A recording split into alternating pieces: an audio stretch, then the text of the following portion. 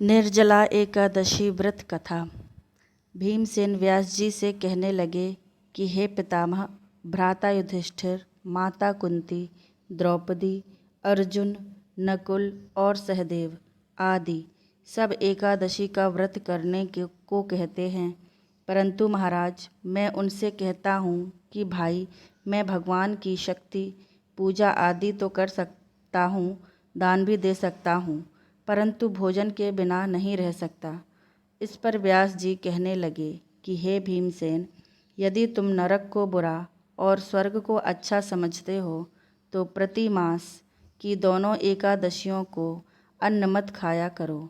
भीम कहने लगे कि हे पितामह, मैं तो पहले ही कह चुका हूँ कि मैं भूख सहन नहीं कर सकता। यदि वर्ष भर में कोई एक ही व्रत हो तो वह मैं रख सकता हूँ, क्योंकि मेरे पेट में वृक नामक अग्नि है, सो मैं भोजन किए बिना नहीं रह सकता।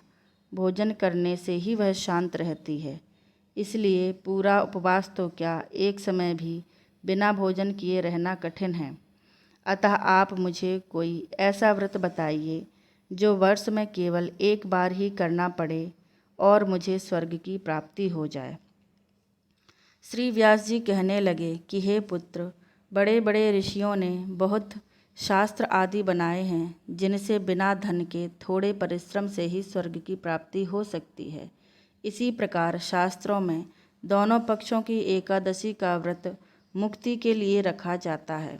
व्यास जी के वचन सुनकर भीमसेन नरक में जाने के नाम से भयभीत हो गए और कांप कर कहने लगे कि अब क्या करूं? मास में 2 व्रत तो मैं कर नहीं सकता। हाँ, वर्ष में एक व्रत करने का प्रयत्न अवश्य कर सकता हूँ। अतः वर्ष में एक दिन व्रत करने से यदि मेरी मुक्ति हो जाए तो ऐसा कोई व्रत बताइए। यह सुनकर व्यास जी कहने लगे कि वृषभ और मिथुन की संक्रांति के बीच ज्येष्ठ मास के शुक्ल पक्ष की जो एकादशी आती है, उसका नाम निर्जला है। तुम उस एकादशी का व्रत करो। इस एकादशी के व्रत में स्नान और आचमन के सिवा जल वर्जित है। आचमन में 6 मासे से अधिक जल नहीं होना चाहिए, अन्यथा वह मद्यपान के सदृश हो जाता है। इस दिन भोजन नहीं करना चाहिए, क्योंकि भोजन करने से व्रत नष्ट हो जाता है। यदि एकादशी को सूर्योदय से लेकर द्वादशी के सूर्योदय तक जल ग्रहण ना करे तो उसे सारी एकादशियों के व्रत का फल प्राप्त होता है। द्वादशी को सूर्योदय से पहले उठकर स्नान आदि करके ब्राह्मणों को दान देना चाहिए। इसके पश्चात भूखे और सत्पात्र ब्राह्मण को भोजन कराकर फिर आप भोजन कर लेना चाहिए। इसका फल पूरे 1 वर्ष की संपूर्ण एकादशियों के बराबर होता है। व्यास जी कहने लगे कि हे भीमसेन, यह मुझको स्वयं भगवान ने बताया है। इस एकादशी का पुण्य समस्त तीर्थों और दानों से अधिक है। केवल एक दिन मनुष्य निर्जल रहने से पापों से मुक्त हो जाता है। जो मनुष्य निर्जला एकादशी का व्रत करते हैं, उनकी मृत्यु के समय यमदूत आकर नहीं घेरते, वरन भगवान के पार्षद उसे पुष्पक विमान में बिठाकर स्वर्ग को ले जाते हैं। अतः संसार में सबसे श्रेष्ठ निर्जला एकादशी का व्रत है, इसलिए यत्न के साथ इस व्रत को करना चाहिए। उस दिन ओम नमो भगवते वासुदेवाय मंत्र का उच्चारण करना चाहिए और गौदान करना चाहिए।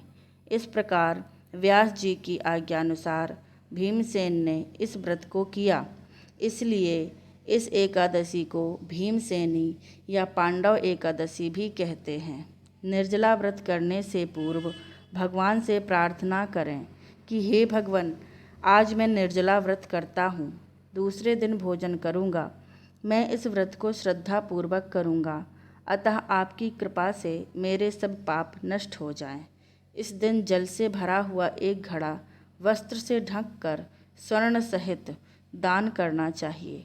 जो मनुष्य इस व्रत को करते हैं, उनको करोड़ों पल सोने के दान का फल मिलता है, और जो इस दिन यज्ञादिक करते हैं, उनका फल तो वर्णन ही नहीं किया जा सकता।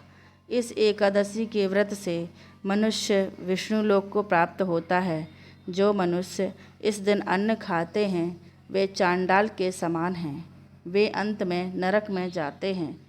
जिसने निर्जला एकादशी का व्रत किया है वह चाहे ब्रह्म हत्यारा हो, मद्यपान करता हो, चोरी की हो या गुरु के साथ द्वेष किया हो, मगर इस व्रत के प्रभाव से स्वर्ग जाता है।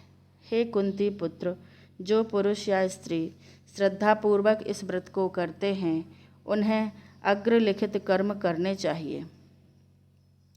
प्रथम भगवान का पूजन, फिर गौदान, ब्राह्मणों को मिष्ठान व दक्षिणा देनी चाहिए तथा जल से भरे कलश का दान अवश्य करना चाहिए। निर्जला के दिन अन्न, वस्त्र, उपाहन, जूती आदि का दान भी करना चाहिए। जो मनुष्य भक्तिपूर्वक इस कथा को पढ़ते या सुनते हैं उन्हें निश्चय ही स्वर्ग की प्राप्ति होती है। जय श्री राम।